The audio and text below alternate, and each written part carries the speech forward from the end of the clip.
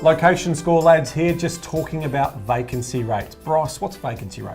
Yeah, well, it's the number of properties that are available for rent and the number of properties that haven't got a tenant in it. It's a very simple measure, but for me, it's a critical measure. Yep. Because I'm always looking for, capital growth, rental return, quality of tenant, and the vacancy rate, because you can get a couple of things to stack up really well, but if you don't get if the occupancy in the area is shot, yep, it all comes crashing down. So where's that tenant? Key measure. Tenant come here. There's 10 properties to choose from. Pick mine. Pick mine. Exactly. So it's a really core indicator for investors, and it's one that probably most amateur researchers would use as a fundamental starting point. Absolutely, yeah. And the interesting thing about vacancy rates that I've noticed, even just in the last couple of years, is it's not just about cash flow. Everyone's thinking about how long am I going to have to survive without getting any rental income.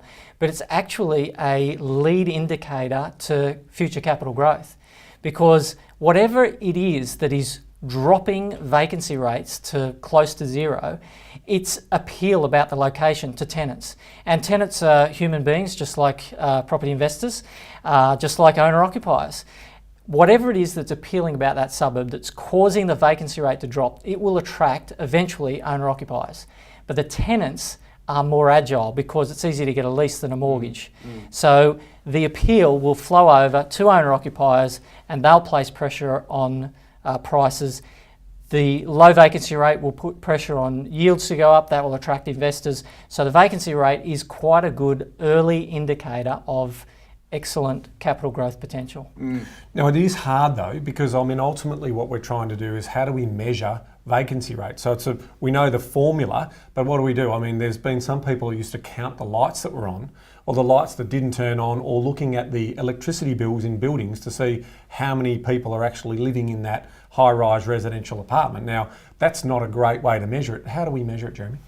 Well, the easiest way is to jump onto one of these portals, these real estate listing portals, and look at what is available for rent. Yep. However, some of the calculations can be based on a simple count, but you have to look closely at the description, because some of them might be available at a future date, meaning they're currently occupied. They're not vacant. There can also be problems with the property manager not removing the advertisement after it has been filled.